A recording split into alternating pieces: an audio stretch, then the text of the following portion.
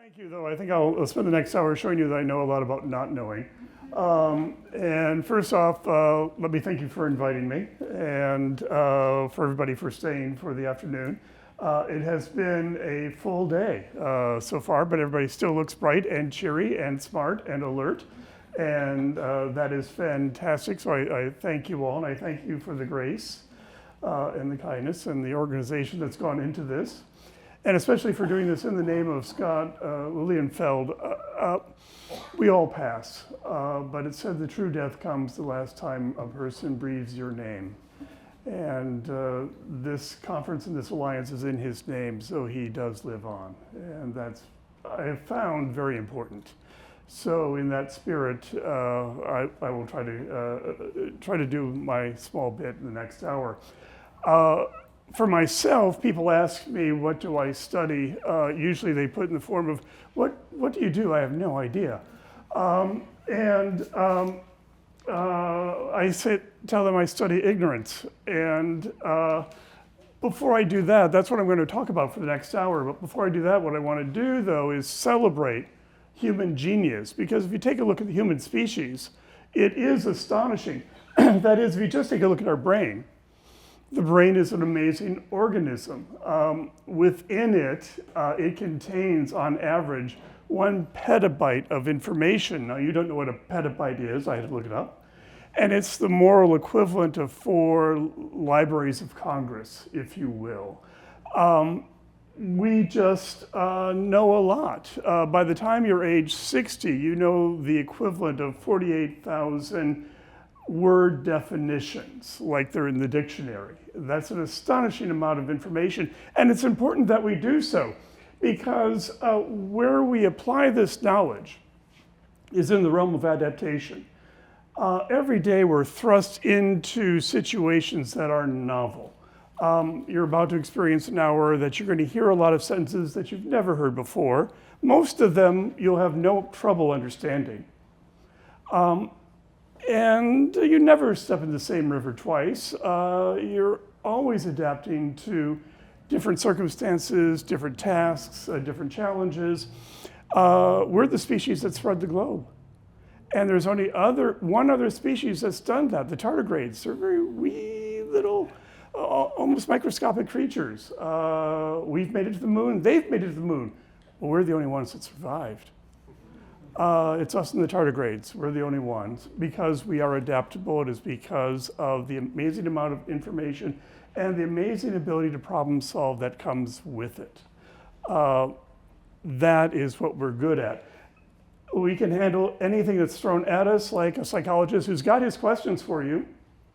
Like, out of the blue, which of the following best describes Africa's location? You can take a look at the options and choose which one you think is the correct answer. And most Americans, we've surveyed people, look at that, they have an answer, and they're about 76% confident on average they have it right, out of the blue. Or another novel situation, which of these foods is classified as high glycemic, meaning it produces a greater rise in blood sugar after eating? And you can take a look at the 4 options. And here, Americans are a little bit more paused, but when they come to a conclusion, on average, they're 66% confident they have the right answer. I mean, it's sometimes a little bit of a tussle, but we can come to a conclusion. That's what 1 petabyte can give you. And it can give you something else. One last item. What I'm going to do is I'm going to give you a list of life experiences or life events or behaviors. And what I want you to do is I'm just going to give you the list. I'm going to give it to you one at a time. And I want you to try to figure out or specify a theme or a category or a link that sort of links everything together. And I want you, don't spit it out when you think, oh, I know what this is about. Come up with something that you think it's about. But note how many of, I think there are 6, it was until you, I think I see a theme. I see a commonality of what's going on here. Okay, but these are experiences that you can have. Okay, number 1, struggling with a can opener. 2, bumping elbows at the dinner table. Number 3, hard to find a friendly school desk. Number 4, using ill-fitting scissors. Number 5, uncomfortable using a spiral notebook. Number 6, ink-smudged hand while writing. Now, don't blurt anything out, but raise your hand if you think you think you have an idea of the theme. Okay, now one person is very assertively giving a signal that he thinks he knows. Left-handed? Being left-handed. Now, some of you may have come to an alternative theme. Some of you may have kind of gone, what? Or thought about awkwardness, being uncomfortable, and so forth. But this is about being left-handed in a right-handed world. But not everybody sees it. In fact, we did that experiment. We presented these items one at a time to a number online to a number of right-handed and left-handed respondents. And the left-handed respondents, as they wrote down after each item what they thought the theme was. And by the end, about 2/3 of left-handed respondents had nailed what the theme was. Right-handed respondents, only about 1/3. The right-handed respondents didn't necessarily know what the world of being left-handed was right. They didn't have the reaction that you had. Sometimes it's a little bit more emphatic. I've been seen.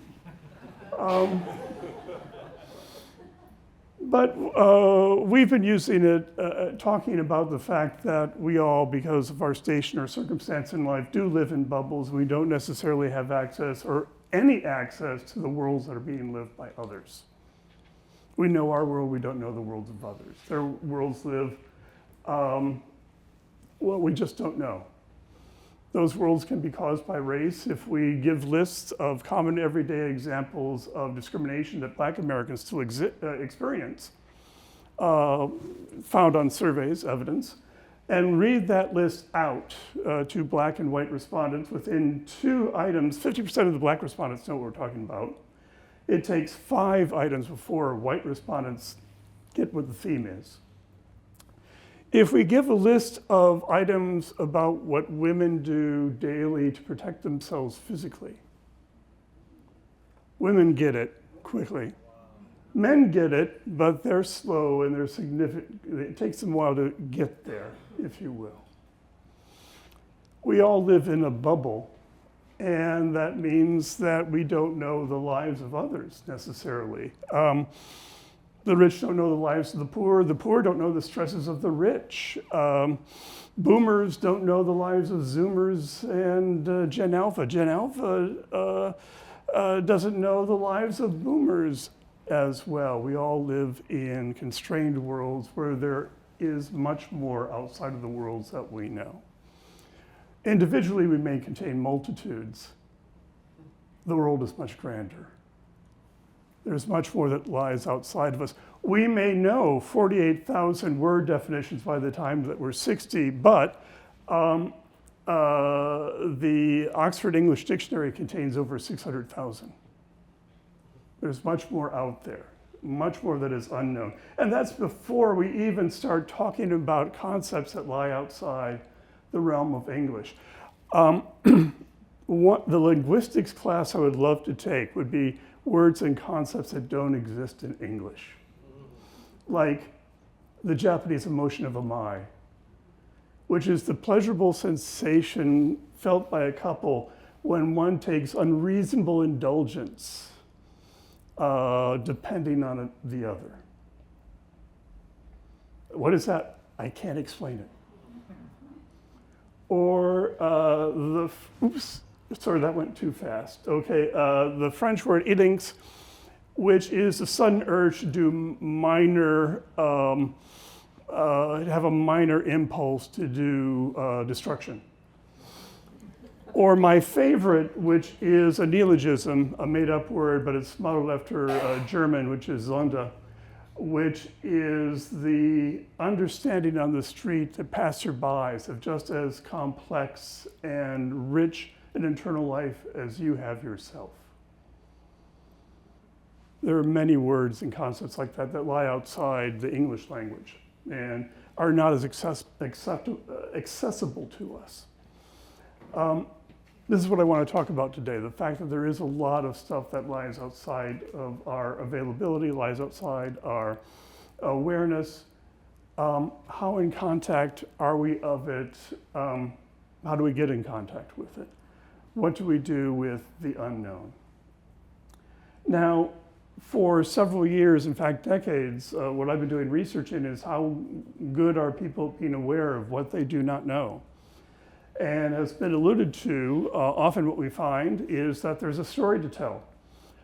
This isn't specific work that we've done, but down at the University of Florida in the medical school, for about 10 years, they were surveying students going through their OB/GYN clerkship or rotation, either at Shands, for those of you who've been down in Gainesville, or in Jacksonville. And as they're ending their OB/GYN rotation, before they took the exam and finished the rotation, they were asked, how well did you think you just did before they got their grades back? Now here's the line of perfect calibration between how well you actually did, that's the horizontal, and how well you thought you did, that's the vertical. And if you took a look at what people got on their grades, on the exam, what you see is not a perfect relationship between how well students thought they did or residents thought they did and how well they actually did. Students at the top underestimated themselves just a tad. Students at the bottom, well, we'll get to that. If you take a look at how well they did in their entire clerkship grade, you got the same sort of thing. People at the top underestimated themselves a little bit. People at the bottom really overestimated themselves. Now, there is a relationship here. There is a correlation between how well the students thought they did and how well they actually did, but it's rather shallow. And that's not news if you're in my line of business. This has been since 1980. This is sort of the standard issue results you get. If you got anything else, that would be news. But what we were interested in, or rather what the world was interested in, was the gap at the bottom. These were students who, when it came time to find out how well, how much they knew at the end of the rotation, it turned out that they didn't know much and they didn't know that they didn't know much. We take these estimates as honest, and we have evidence from other experiments that people don't know. They thought they were doing just fine. They were going to get a B minus, a B, but they got anything but that. That gap came to be, oh, sorry, I guess I have to, it really wants me to update the software. That gap came to be known as the Dunning-Kruger effect. And one thing I want you to know immediately, Justin and I did not name it that. We don't know who named it that. And we're just tickled pink that our good family names are associated with ignorance, incompetence, nincompoopery, crankness, being dumb. Exactly. But yeah, that's the result we get time and again. People who are performing poorly don't know that they're performing poorly. They don't know what they don't. People who are performing poorly don't know what they don't know, with some boundaries we can talk about later. But I can explain what's going on, but I found that the most expert science communicators are the best at explaining what's going on. So let me just turn over to a master communicator, because he's actually the one who taught me how to communicate. Now he does it with attitude, and I'm going to rein him in after he gives the clear account. Oh, we're going to repeat Professor Cleese again. Ready? The problem with people like this is that they are so stupid that they have no idea how stupid they are. If you're very, very stupid, how can you possibly realize that you're very, very stupid? You'd have to be relatively intelligent to realize how stupid you are, which means, this is terribly funny, that if you're absolutely no good at something at all, then you lack exactly the skills that you need to know that you're absolutely no good at it. Now, mind you, he's a little too much attitude, and he's a little bit too broad. This is in very specific domains of skill. If you don't have skill, intellectual skill, social skill, professional skill, you don't have the skill to know just how much skill you lack or knowledge you lack. You need to have the knowledge in the first place, expertise in the first place, to understand just how much expertise you lack. It took me a while to figure that out, like 2 decades, or to be able to say it. Now, I'm not saying that there are times we don't know. I mean, there are times we clearly know we don't know the answer. Here's one example I assume for most Americans. So in a crowd this size, one person probably does know the answer. Oh, okay. Usually someone blurts it out. Or what is the name of the river that Bonn is located on? Most Americans don't know. Okay, I'm the American who knows. Okay. I'm not going to tell you. So I'm not saying there are times we never know. We do know when we don't know, but there are a lot of times we actually don't know, but we think we know. Now, luckily, those times we don't know, what we can do is that there are aids now. There are aids like ChatGPT. We've been talking about it today, AI and so forth, but it does turn out that at times AI is a tremendous aid. One time this fall, I was preparing for a talk, and I was thinking about this meme, which is you should always eat the taco upside down. And I didn't know anything about it, so I asked ChatGPT, and it just delivered. It basically said, the phrase, you should try to eat the taco upside down, is mostly used as a humorous or playful suggestion rather than a literary culinary advice. It can sometimes pop up in social media memes, online discussions, or as part of friendly banter, and generally means one of a few things. And I thought this was spectacular. Oh, look at this amazing answer, because I just dreamed up the phrase like 30 seconds before. The phrase could be a metaphor for looking at familiar things in a new or unconventional way, encouraging creativity or the willingness to break from tradition. Yes, that's what I meant. Now, we have been talking about the fact that ChatGPT tries to please, but it also hallucinates like mad. Here are just a couple of examples of how much ChatGPT hallucinates, but I want to go beyond that because we haven't added the last thing, which is it hallucinates confidently. Here's a study that has been published in the past year. This is from the Columbia School of Journalism, where they asked ChatGPT, they gave it a quote from a newspaper article and asked it to report back the headline of the article, its source, and the URL. And above the line are where it gave reports back without any hedge whatsoever. Here's the answer. Green means it got all 3 elements right. Red means it got all the elements wrong. Pink and light green is in the middle. Look how many times it did not hedge and gave you not perfect green.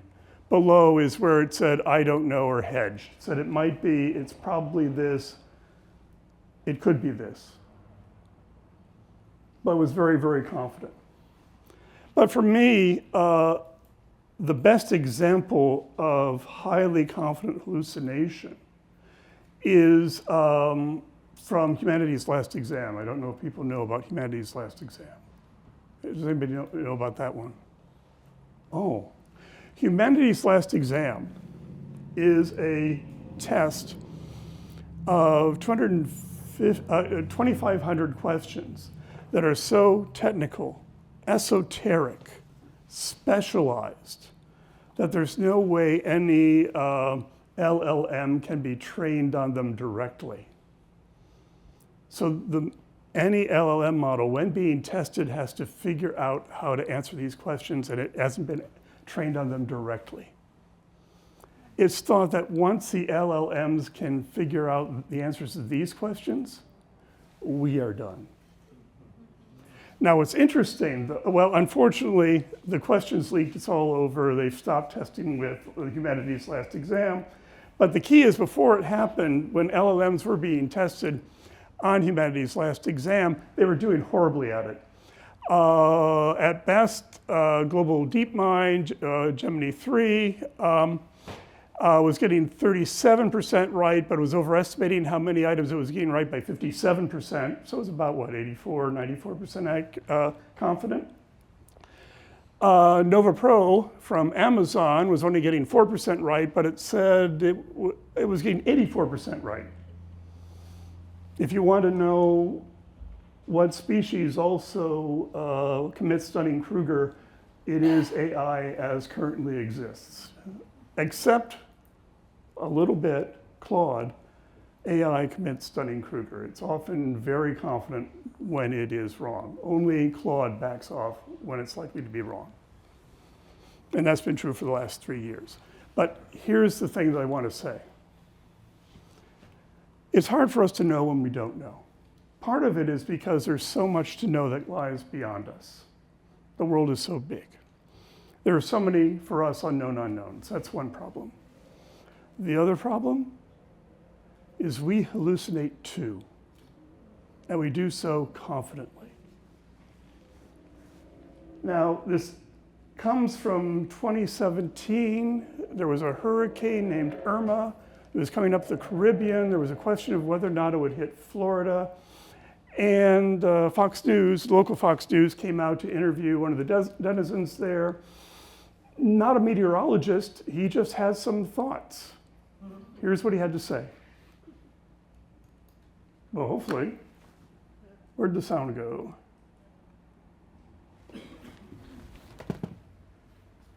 Oh, we're not getting the sound at all. That's too bad.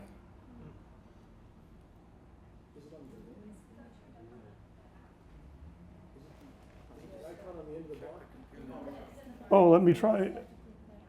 Oh, that's there. That's good. Let's go all the way. Oh, that's very odd. I'm so sorry, I don't see Well- what it is. Let's just say he's very confident.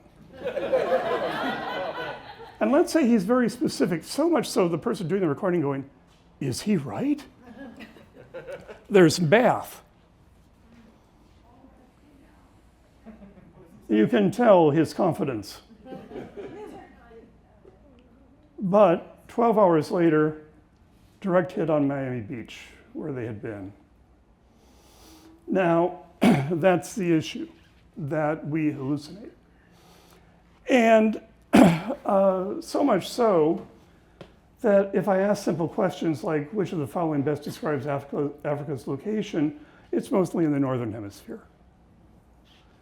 Most people think of it as in the southern hemisphere, because that's one of the 1 petabyte of information that people have in their head. It's part of the global south, it must be in the southern hemisphere. It's the northern hemisphere. So about 76% of people are about 76% confident in their answer, but only 36% of people get it right.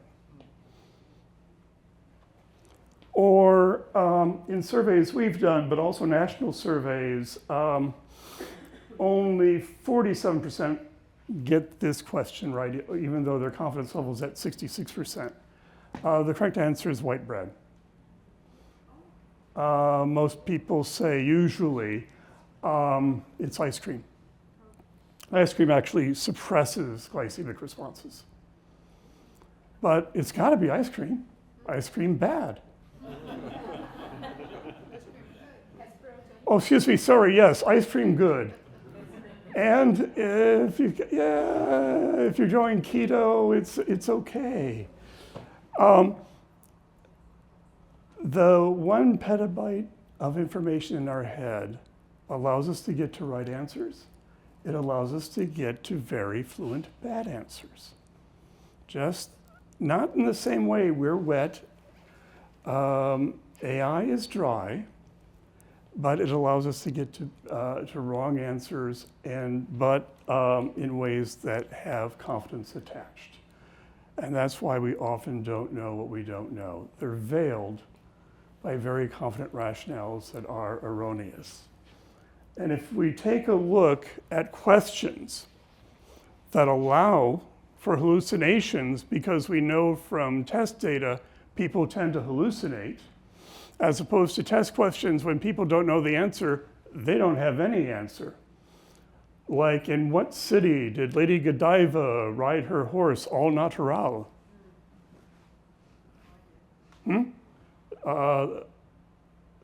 Okay, recently promoted to the Premier League. That's your clue? Coventry. Okay, what's the capital of Canada? A lot of people go, ooh, Toronto. Montreal. Tim Hortons. Ottawa.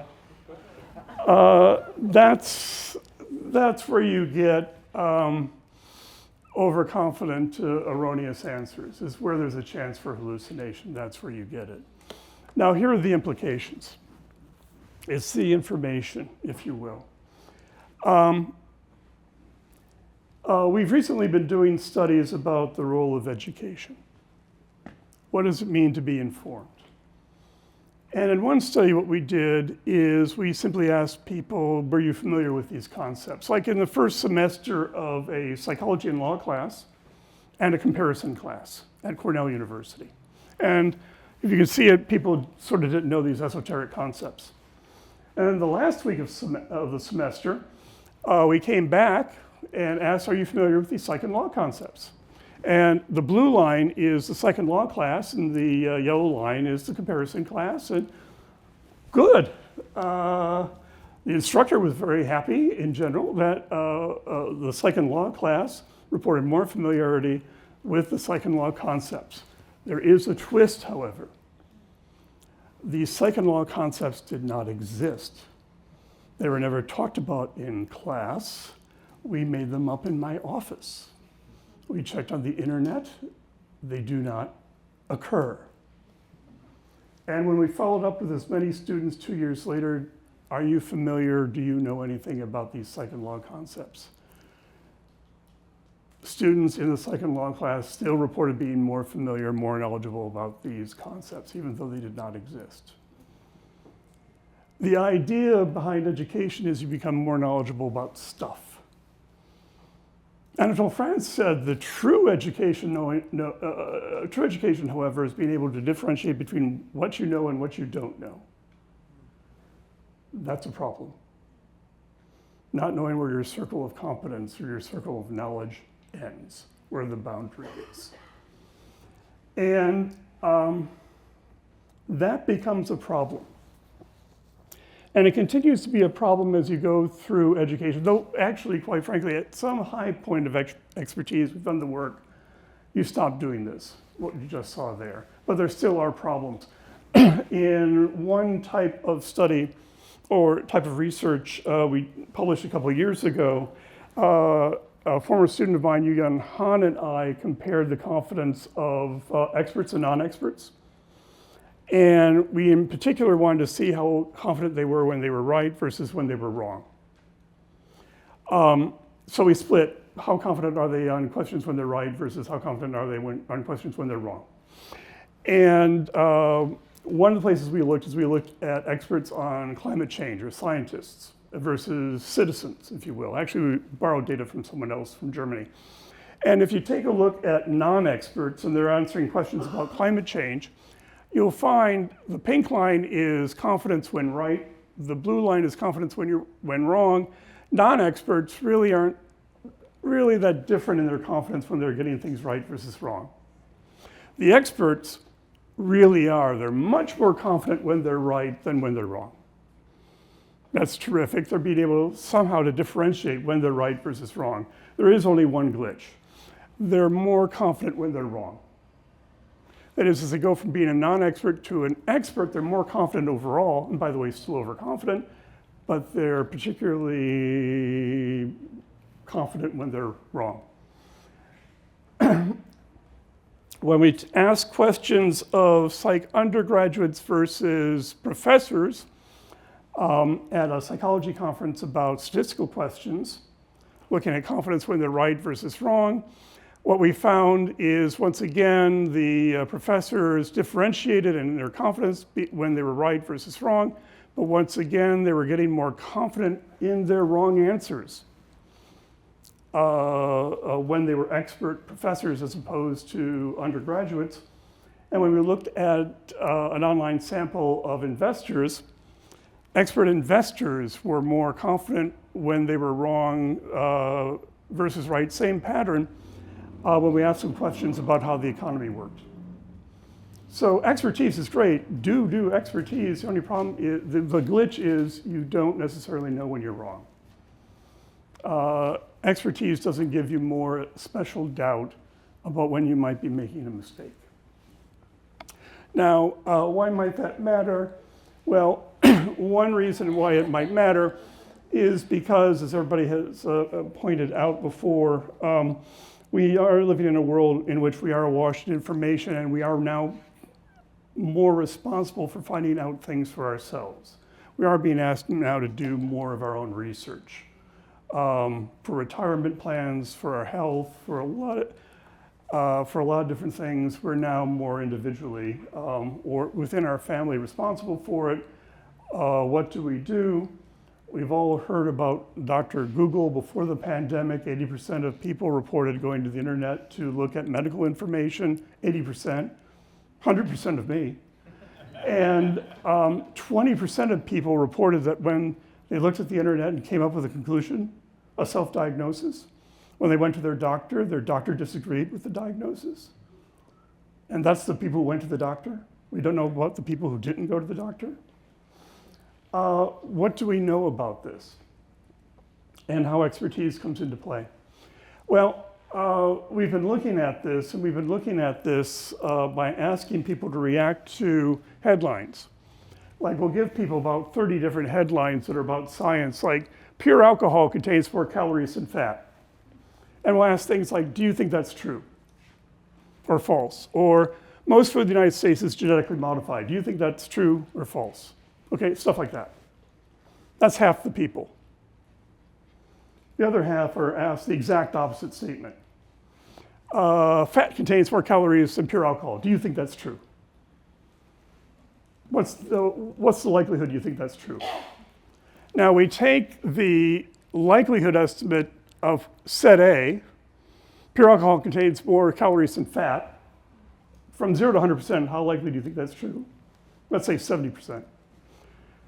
And we take the likelihood of fat contains more calories than pure alcohol, whatever people say there, they should say 30% if everything's exactly calibrated, right? If 70% think the first statement in set A is right, true, then it should be 30% in set B. We take both of those estimates and average them. It should average out to 50%, right? Or total up to 100, whichever way you want to talk about it, and see what people do with it.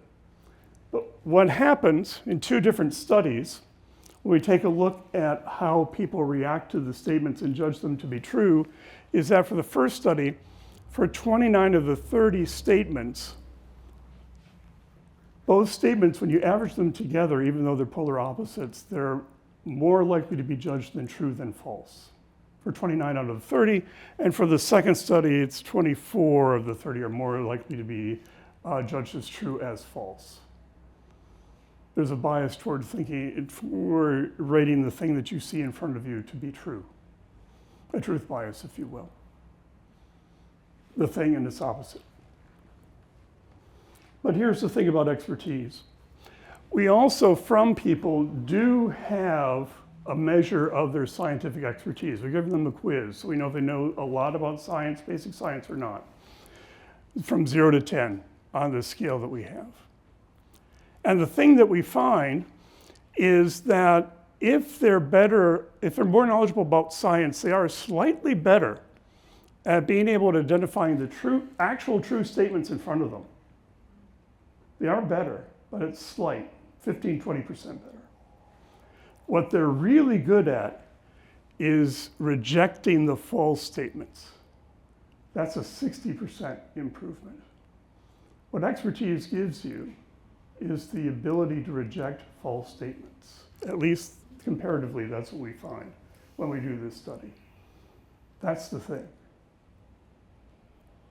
Except I note one thing, I've already shown you the contradiction to this study. We'll come back to that. I'm actually going to skip the game show I was going to play. We may come back to it if we have time. There was a demonstration I was going to do, but I think it's going to take too much time. Let me just show you a couple of things that one can do in class or one can present in class about having students confront what they may not know, or how they can deal with what they may not know, or things to think about more thematically. The first thing to talk about is what can you do in class when students are going through class to help them confront what they don't know, so it doesn't interfere with their classes.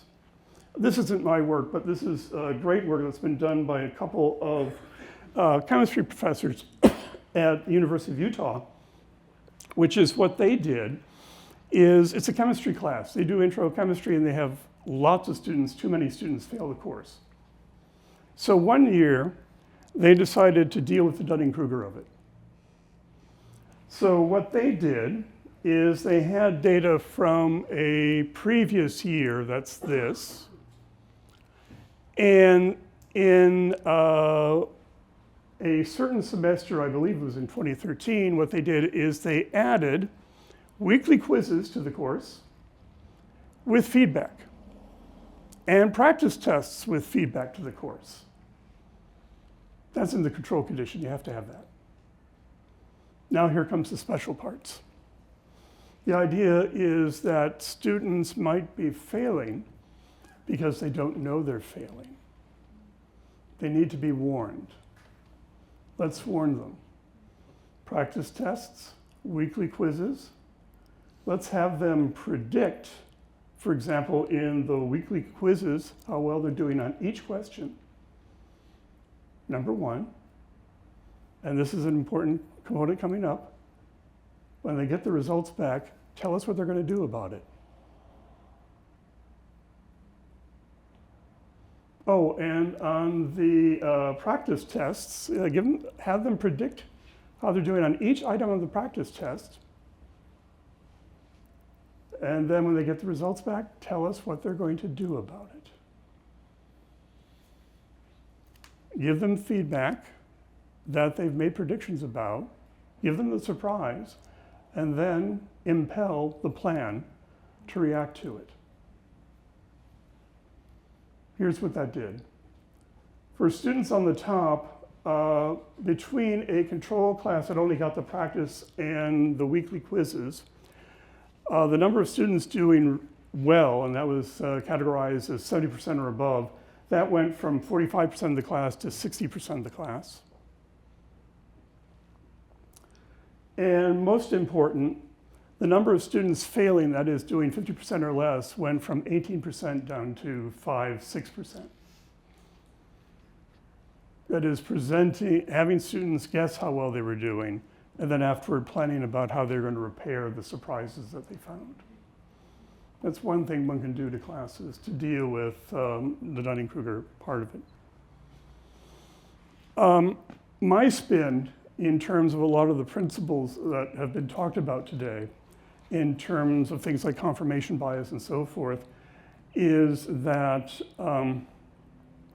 I've been noticing that if you take a look at the professions, science, law, doctrine, and so forth, best practices in almost all the professions are surprisingly designed to actually counteract individual overconfidence.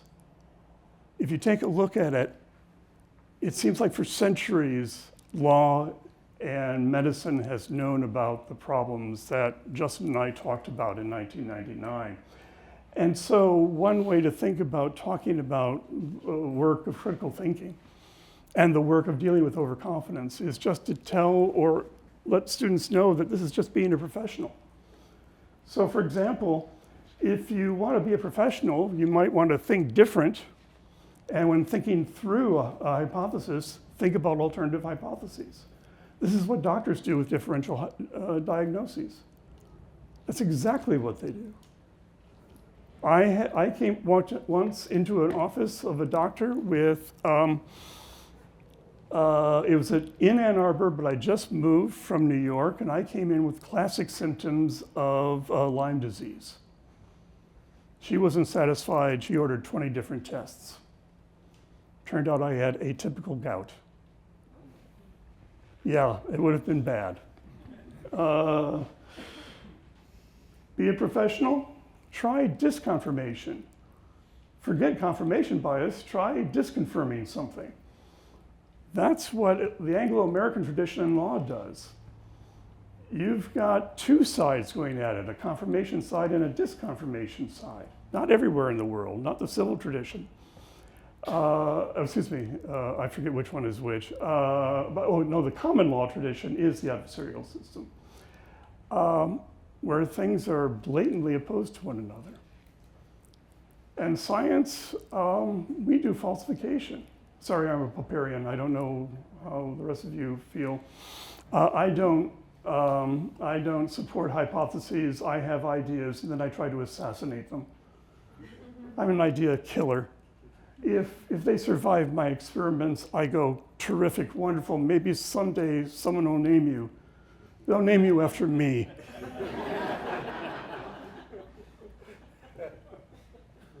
Be a professional. Consider your blind spots. One of the things people don't do is they don't ask, what don't I know? They don't explicitly ask that. Epidemiologists ask that. They ask, what can we prove? What do we know? What do we think? They go through the levels. That's a professional thing to do. And finally, engineers know that you can't anticipate everything. So you practice resilience. You just know you won't know. And you act accordingly. At Microsoft, when they go to an engineer and say, how long will it take to develop this piece of software?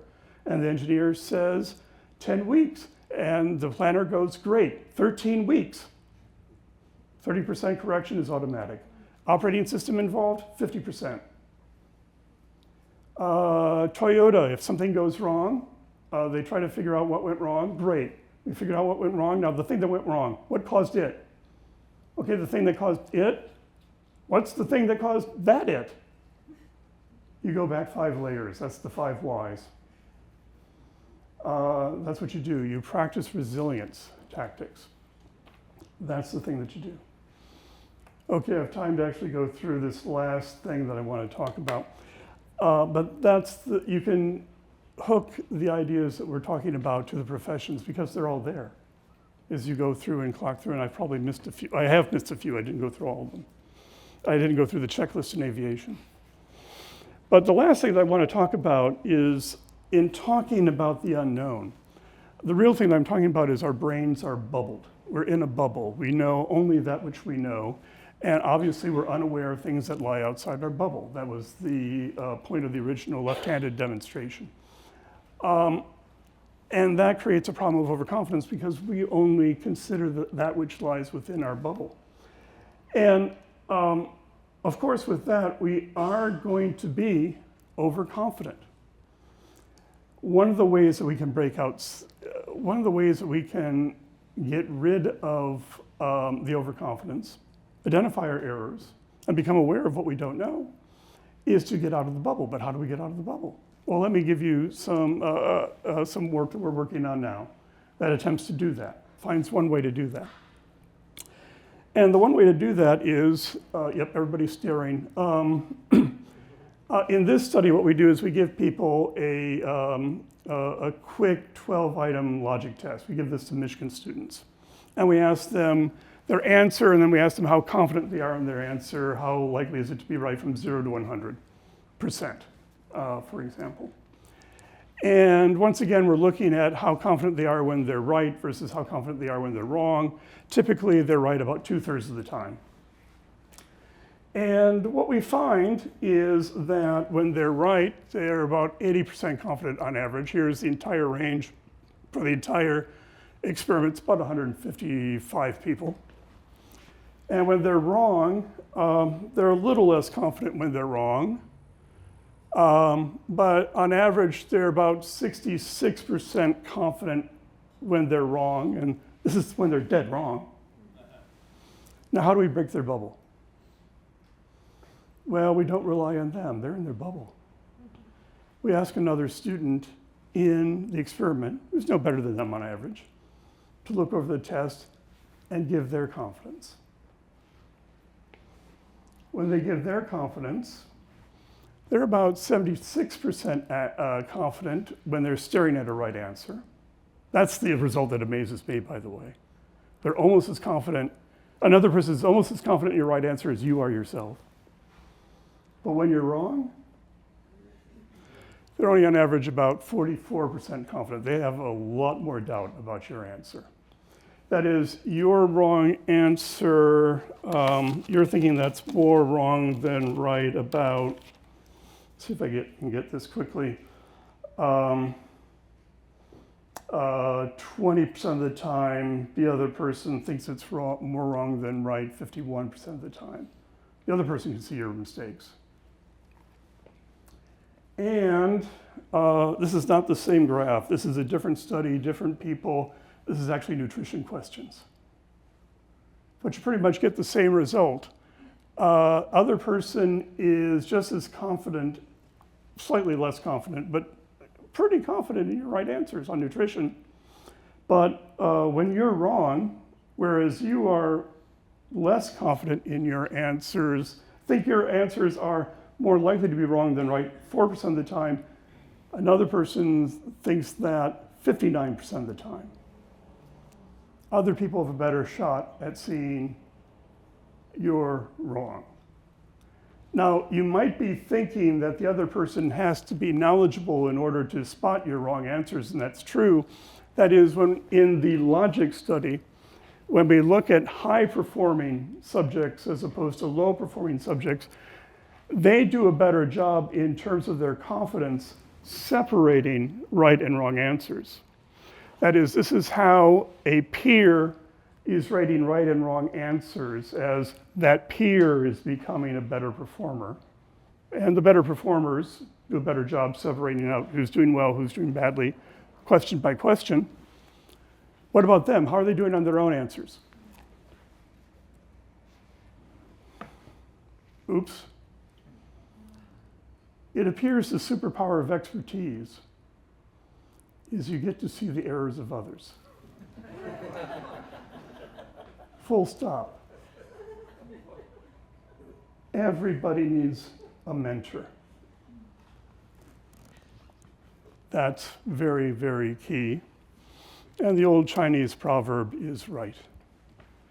Now, I'll just quickly mention something, very quick. We are talking about brains. Jürgen Habermas died this past March. And he was the one who said that rationality is a social event. It's a communicative act. That you really can't depend on one brain, you have to talk about multiple brains, if you will. That's the way to get to the right answer. And perhaps it's the way to get to calibration. 5 days later, a publication came out that showed that frontier models on AI had just gotten to that. AI models simply incentivized to get to the right answer on challenging reasoning tasks did something remarkable on their own. They split into multiple sub-entities and started having conversations, debates. They started questioning among themselves. They started negotiating and resolving conflicts, and they started getting more accurate. AI got into the game of communicative acts, if you will, if I can be poetic. When reinforcement learning is used with these models to reward base models solely for reasoning accuracy, they spontaneously increase conversational multi-perspective behaviors. Models are rediscovering through optimization pressure alone what centuries of epistemology and decades of cognitive science have suggested, that robust reasoning is a social process, even when it occurs within a single mind. Or, as the writers put it, or the authors put it, a society of thought. I'll leave it there. I wanted to make sure there was some time for questions, so I'll stop.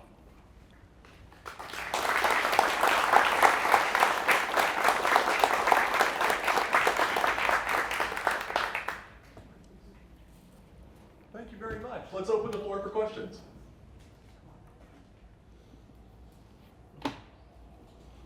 Oh, there go questions.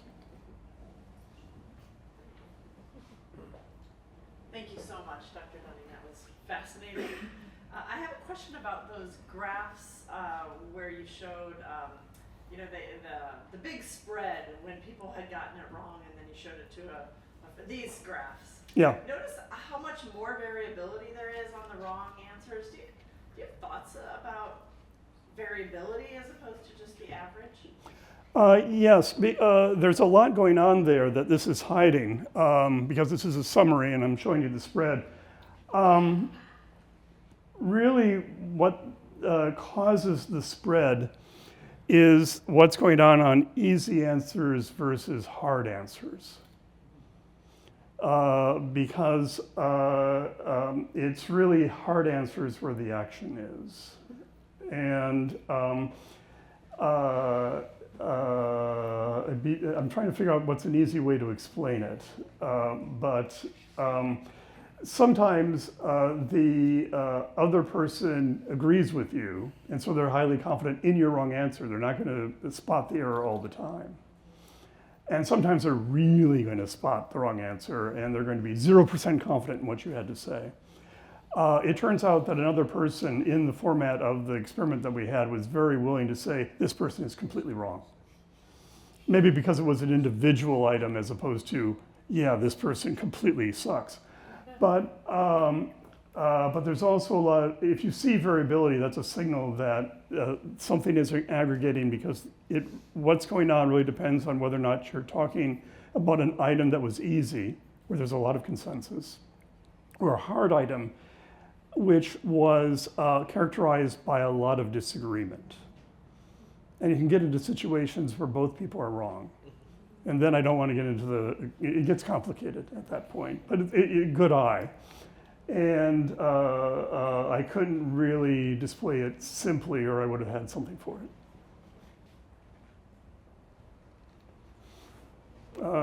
Jevin.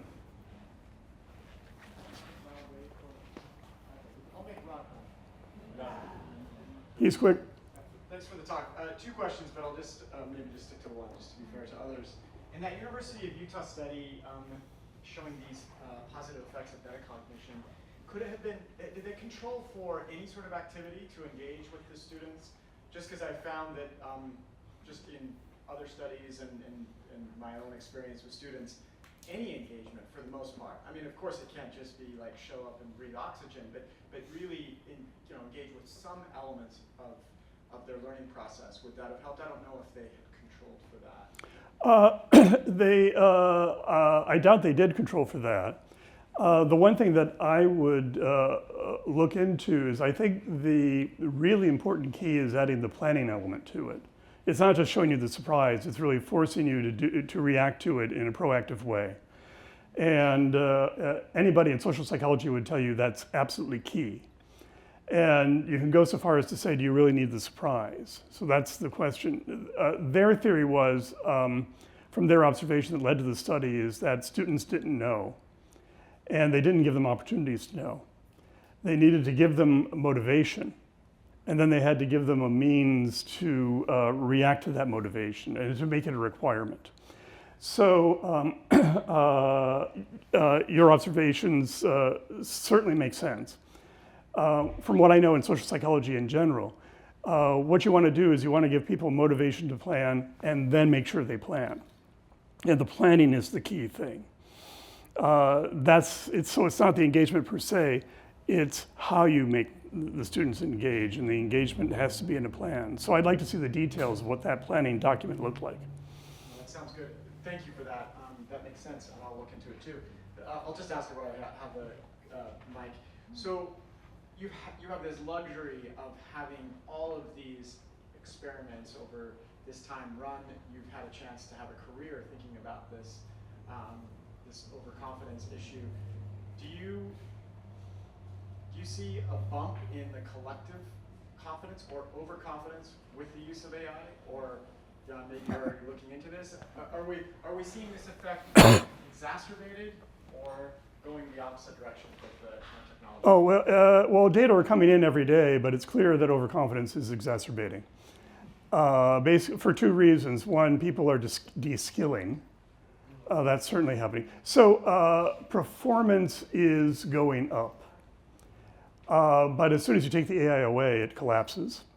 But people think they can do it because they've been able to do it with the AI, but it was easy for them and they misread the E's. That's number one. Number two is performance goes up, but confidence goes up faster. And there's a good paper that's an indication of that. I'd like to see it replicated. But I can rattle off a lot of different findings that come from cognitive and social psychology that suggest the presence of AI would produce more overconfidence, and everything so far has been check, check, check. So now, mind you, the one thing I would say about AI is AI could actually reverse all that if AI didn't provide answers, but AI provided questions and challenges. So if the orientation toward the use of AI in education were different. AI wasn't a resource, but rather AI was the coach that kept asking you to do this damn thing, which is, by the way, how I use it in class. I mean, I've been at Michigan, we have a resource. We can take an AI and then tune it to our class. And with graduate students, I have them do their papers and submit it for review to Maisie. I have a Maisie that's meant for my class. And I tell Maisie, look for this, students often do this, tell them to do this, critique in this way. And so it has a lot of background prompts for me about how to handle student papers. So they go through Maisie once or twice, and they give everything to me, and then I come in as reviewer number 2, for those of you who know what that means, for the final round. And then they have to do another set of reviews. So, but the AI is set up not as a resource, so we also explore that with my students. We can talk about that as well. But it's basically a questioner. And that to me has been to my astonishment, students like it. Because they feel like they're being paid attention to. That's what you have to achieve. They have to feel like they don't mind the work as long as they're being paid attention to. That has been a surprise.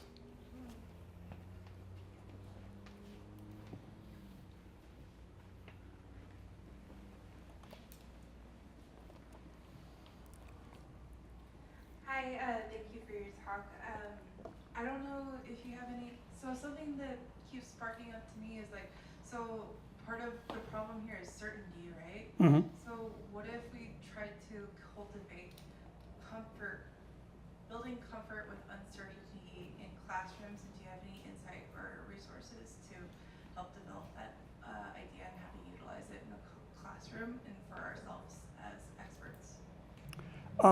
It's an interesting idea. Usually my answer is, the issue isn't confidence, it's actually performance. Because that's the thing that actually produces overconfidence, is inaccuracy, if you will.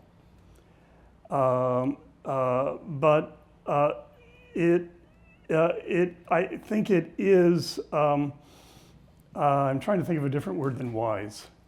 I think it's a more appropriate, maybe a more advantageous way to approach life thinking, well, okay, this is what I think, but life could be different. One of the things I tell my students, both undergraduate and graduate students, is we deal with ideas, we don't deal with truth, ever. And that's an ethic that I think, if you start with that, then you can try a lot of different types of practices. But certainly that's the way it works with me. Okay, this is what I think today. And things may change, and if they never change, that would be bad. I have the advantage is that I'm easily bored. So if things don't change, I'm going to get bored really quick. Not everybody has that advantage. But I resonate with the idea of trying to not necessarily be humble, but understanding that every idea is temporary. It can be a good idea, but it has its time and its place, and it can change. And that allows it to get better. Yeah, now I'm feeling like, sorry, that felt a little religious, sorry. We have time for one more. Since you just used the word humble, and the word humility has been floating around here quite a bit, but I'd like to suggest that hubris is also a value in science. That a certain amount of hubris is necessary to think you can actually solve some shit. Yeah. That would seem impossible. Oh, no. Isaac Newton have done anything he did if he didn't. So how do you, because hubris would be an unwarranted confidence in some ways. So where do you find that line there? I don't think they're contradictory at all. I mean, you have to be willing to fail and not worry about it. So you have to be excited by the project, and if you fail, fine. You might want to be a little sneaky about it and find ways that's going to throw off some successes. But if you go for something big and you fail, there's a lot of grandeur in that, and maybe it has to be you. Sometimes it does have to be you. That's perfect. That's perfectly fine. But you have to understand if there's a failure. Absolutely, you have to be so hubristic. That's not going to bother me. And at times I do have that attitude, mostly about departmental politics. Thank you very much. That was absolutely fantastic. Another big round.